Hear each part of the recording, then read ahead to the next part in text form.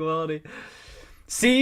I saw CU's active out there, and CU was crushing it, crushing it the other night, going through a lot of these items, kind of reframing my thinking on some of these. People were talking about, in CU in particular, and who was Steve Stonks, the EO. People were talking about these different items here and thinking about when this presentation first came out a number of months back. We kind of didn't have too much details about them, and I would even like, so I've been saying, even I myself have been discounting these a little bit on the right hand side, just because I didn't really know what it looked like. I'm not an expert on these type of things.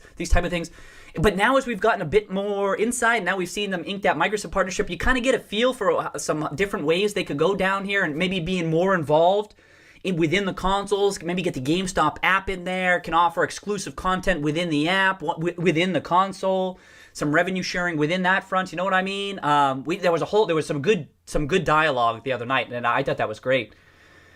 So what were we saying, CU? No PR this week, but after this week ended, so no PR this week, and the stock price was up. You know what I mean? It could have been down, would have been chill, would have been fine. And so the same thing for the bears. It's not like just like this week's price action crushed the bear these or anything like that. It goes both ways. Sometimes you have an up week, sometimes you have a down week, but all else equal, you prefer the up week. But if you got that longer term outlook, it kind of washes out in the end. What I always say, and what many other folks have said too, is that who else has prominently discussed this? I think Grantham, GMO, how value will win out. Value wins out. Maybe Klarman have talked about it. I kind of forget. Value wins out over time. You know what I mean? If you have a long enough time horizon, if the value is legitimate, if it's grounded in reality, it will win out in these intraday moves, daily moves, weekly moves. It kind of washes out over time if you have the proper time horizon, right? And anyway, let me keep going. So, we're saying Monday is roughly 30 days from the console drop. Might not be might not. Yeah, I have no idea. That's the thing. That's what I keep saying is that I don't know. I mean, even if it's not a Sony partnership, right? Don't they have other things that they could announce over the past couple of weeks that might not be particular, that could be somewhat bullish? You'd think. It would just make me a bit cautious if I were heavily short the company. You know what I mean? That's why I keep on saying, if for an individual investor, it would be too dangerous of a setup. I couldn't even imagine adding to that type of a position in this setup. Maybe that's the wrong thinking. We'll see. Time will tell. But in my experience, you kind of can't go into that. So whether it's not Sony, it could be something. But with the 4 weeks leading into the new consoles, everyone talking about it, it seems like it will be interesting for sure. We'll have to see. All right. Okay. Let's see. Junior, what do I say? Yeah, well, let's see. It's still early. I mean, Junior said, remember when I said the stock price would probably only see significant upside after Q4 numbers? I don't know I forget when you said that, Junior, but I would argue that we've already seen significant upside so far, right? From the lows, at least. Where it's more than tripled from the recent low. I forget when maybe you said that recently, Junior. I forget. And you're saying, hey, no, I mean from this level. We'll see. I don't really have a strong opinion, but I like I said, I would tilt bullish going into these next couple of months. You know what I mean? It's just such a prominent catalyst that a lot of folks, how are they going to play the gaming angle and so forth? But maybe nothing comes of it. That's marginal analysis, to be sure, right? I mean, hopefully most people know that. And you saw, I popped up this chart today too. Do I still have it up? Let me see if I got it. I popped so much of this the thesis at this point too is just marginal analysis, because it's not, like when you're doing 15-minute charts like I published today, it's like that's just marginal analysis. There's not much going on, you know? But even still, I keep an eye on that type of a thing. Hold on, do I get the chart up here? I think I got it. Yeah, here it is. Oh, good. This is what I could have just pulled up Twitter. I don't know what I'm doing. That would have I had it saved. See, this is the marginal analysis, right? It could go down on Monday. I don't know. It goes down on Monday. But you still like to see this. All else equal. I keep on saying that. All else equal. You like to see these little things. What's this? The past week, higher lows. And that $15 range, we've been talking about that a lot. It's starting to look interesting. Higher lows all week long, even after the sell-offs or the relatively minor sell-offs for a stock like this. I mean, I've dealt in so many stocks. You're in really volatile stocks where you have big up moves, then they have big down moves. And I keep on waiting. I go, after the up moves. That's why it's good. I mean, it's good.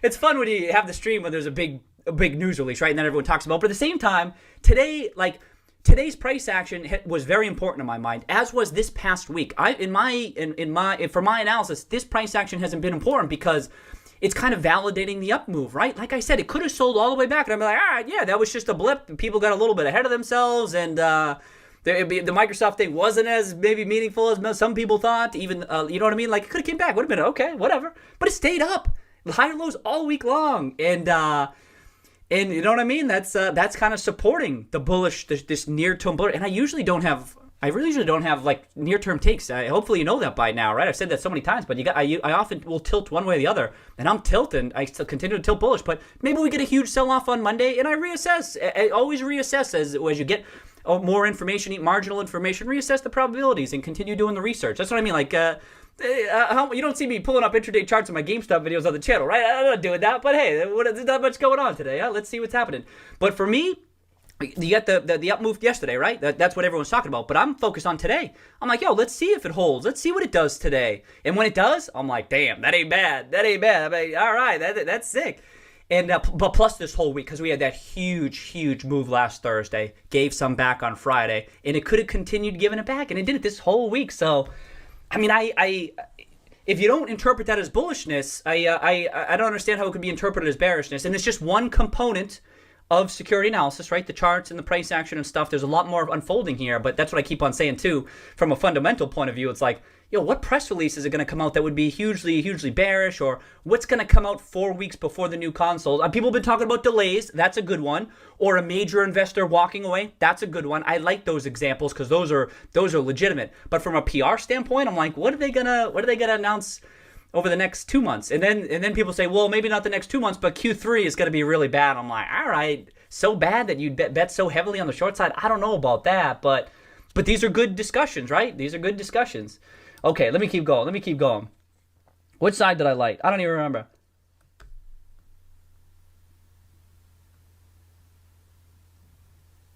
Talking Sony. Daily. Cheers, Daily. Cheers. What's Daily saying? Welcome. Happy Friday, dude. 39 million traded on a... Is that how many it was yesterday? 39 million. Yep. And 9 million traded on a slight down. Like, gotta love it. Yeah. Oh, 11 million. Oh, I see 11 million daily. Look at this volume. So we had that final quiet day on October 7th, under 4. Remember I sent out a tweet at that time, like, this is... And I made note of that. I don't know how, like I said, it wasn't going on. There's not much going on, but you start to pick up an incremental thing. It's like, this is really low volume. It means nothing, probably.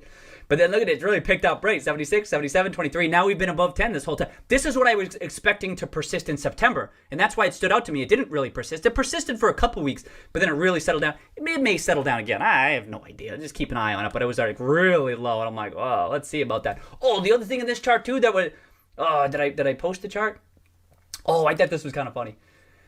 So look at this chart, right? So this is the monthly. Right? Is it monthly? Yeah, monthly over 10 years, okay? So first thing, look at all this volume right here, right? It's huge volume, right? It goes without saying. But what's funny about this is how few shares are outstanding right now, right? And this is the nature of, this is a byproduct of the massive short interest, right? Because it's way more shares that can be traded. And I think that's fascinating, right? If anyone has any other examples, I'd like to look into that. But you just see a major uptick in this volume. I mean, the most ever. Can I get out of the damn way? So you can see that shit? Look at the microphone, too. It's by far the two biggest volumes. But it's also by far the least amount of shares that they had. This is a byproduct of the short interest. I get it, but still, I don't see that very often. And look at that monthly coming... It's coming for the overbought range, right? Oh, boy. Oh, what was the other thing? One thing to bear in mind, too, because I see so many people talking about the price point, right? Like, what's the price point here? Where it's going? Just a reminder for folks, because they bought back so many shares, we're only at... Can anyone do this math real quick? What are we at? 13? So 845. 845 divided by... Like, we're still, from a market cap standpoint, like, we're not, like, we're kind of where we were a while back before a lot of this transpired. If everyone wants to do that math real quick, I can't do it on the fly like this. But when's the last time we were at this market cap? Using the shares, like back in early 2019, it was 102 million outstanding. Now there's 65 roughly. And on a market cap standpoint, it's like we're like still kind of in the gutter in my opinion. Maybe not in the gutter. Maybe that's too strong. But really at a depressed market cap relative to maybe where it has historically traded. Like it used to trade at like $1 billion, $2 billion for a long while. Now because they bought back so many shares, it like is still a low market cap. That's why everyone continues to focus on the price. Even I talk about the price a lot too, right? But it's important to keep your eye on that market cap and how that has been.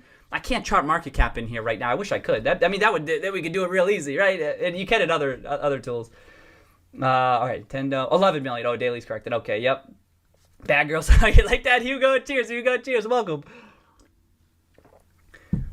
We don't know Q3 though. Yep. Justin. Oh, yeah, Justin. Cheers. Welcome, Justin. Oh, you like the hat? Yeah, you like my cat in the hat? There we go. Cat in the hat. It's coming up on Halloween. Yo, all y'all gonna get your costumes ready, right? We gotta get our costumes ready. You know we're gonna be celebrating Halloween here on the stream. Faux show. Props, Justin. Just to reiterate again, props to Justin. I know I just said this, but like people talking about this in these spheres too. Like these are more like a gaming sphere. In like game industry biz, this is because of Justin and other folks too. Maybe like there's other folks that kind of got the discussion going, but if you see Justin quoted in every single one of these, you could thank him. Like he's helping getting the pursuit of truth, helping get the word out there. And there still seems to be some miscommunication between what exactly they mean. But Uber and Arad and Justin continue to say, hey, here's what they said. I'm just reporting what they said, and what else can they do? What else can they report except that? So props again, Justin, because I think you're helping people better understand what exactly is unfolding here. So just really great. I'm glad Justin's here tonight. Okay, amateurs class. Welcome, amateur. Bullish GME on the fundamentals as always. Oh, my Lady Gaga. You got Lady Gaga. I like that. Oh shit. I heard GME is only worth 160. Who's Nagel? They thinks they're going to just throw the other 2/3 of their net cash into the ocean. 160? What? What's 160? I heard GME is only worth 160. 160? Nagel thinks they're going to just throw the other 2/3 of their net cash into the ocean. Okay, I'll keep scrolling, Uber up. Did you see the failure to deliver? I know, but hey, as I've been saying, like I kind of discount those failure to delivers and stuff, and not much has happened because of it. But how the hell do I know? Maybe that's contributing to some of these moves. I have no idea. But remember we talked about the threshold list for a while, and then they were off on that 13-day. I still don't know. Don't you have 5 days before you're off and stuff? I don't know. I did see people talking about that failure to deliver, but unless something comes of it, I don't know what to make of it. I don't know. I don't know enough about that. Thanks for mentioning it, though, amateur. I would have forgot to mention that, but in Justin and Uber we trust. Cheers to that. All right, amen. Blessed Spear back. What up, Blessed? What up? Justin went viral. Yeah, seriously. Oh, I don't know. I forget what Justin's tweet certainly went viral, but now I think we can safely say Justin's going viral at this point, right? Making the round. When you're getting in these spheres like this, I think this is a proper cheers right here. You know what I mean? We'll see if we have time. I'll watch this. This is, if you haven't seen this, what he says here, we'll see if we have time. I'll cue it up. I'll put that microphone. You think I won't? You think I want to put the microphone right there? And we'll listen to it. But there's like a good 2 minutes about this GameStop. I thought it was great. And again, he was complimenting GameStop. When folks like folks who aren't us talking about this, I think, all right, they're starting to see what we see. And yeah. What else I got? Let me keep going. What a day yesterday. We discussed that. Yeah. Big day. Fails to deliver for the back half. Okay, amateur thinks it's big news. I don't know. I don't know, amateur. I don't know. Which would have been reaction to Cohen's investment. Well, Cohen, the first half of September, they knew he was invested too. So that was only a marginal investment he had in the second half, for what that's worth. But even still, all right, there was still an amended 13-day, and plus there was the with language in it. You know what I mean? That's true. Oh no, Hugo, at NDM, you kidding me? Please, no, Hugo, no, please, no.